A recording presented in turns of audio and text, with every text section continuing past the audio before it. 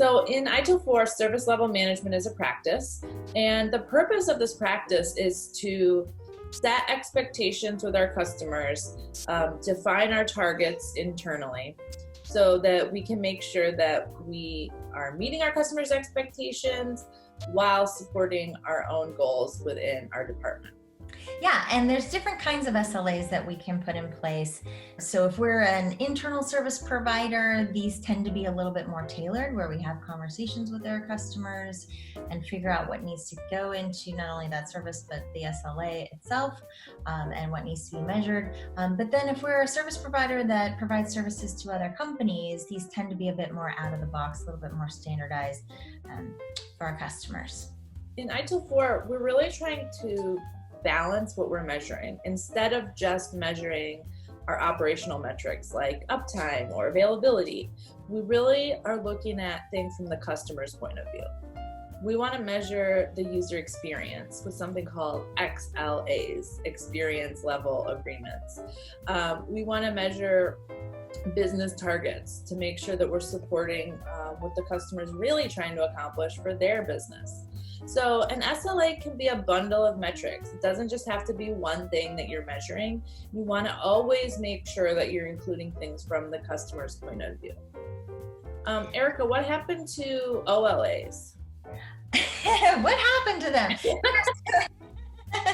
In ITIL 4, yeah, the mention of OLAs, for those of you that studied ITIL version 3, operational level agreements, underpinning contracts, there were things that we learned as part of foundations. Those are not part of the ITIL 4 practice. They have all kind of been smushed together and simplified, because in real life, we call everything an SLA anyhow. So it was just simplified down to everything being an SLA. It just depends on which side of the conversation we're on. If we're the one providing the SLA or we're the one consuming it. Not everything's going to go into an SLA. If we kind of look at this onion, this actually comes from the practice itself. It's one of the figures. Consumer needs are huge. You know, we could fill a stadium with the needs that our consumers have.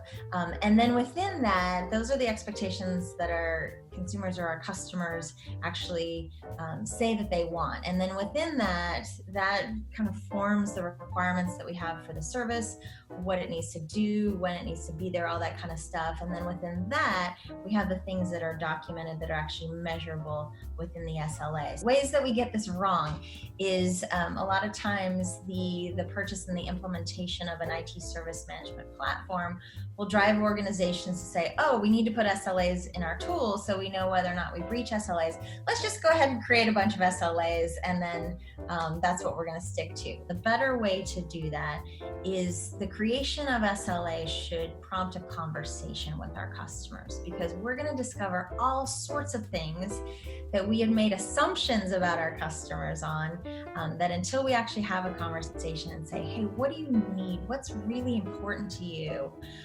That is such an illuminating conversation to have, and it's a better way to approach SLAs than having them be tool-driven. Once you have that conversation and you get some goals or targets from your customers, make sure you put them into your tool and measure against them for a period of, we recommend 6 months, as long as you can, before you formalize it with your customer, because you want to make sure that those targets are achievable before you promise that you're going to meet them. Thanks, everybody, and check out the links in the description box below for more videos and more resources on service level management.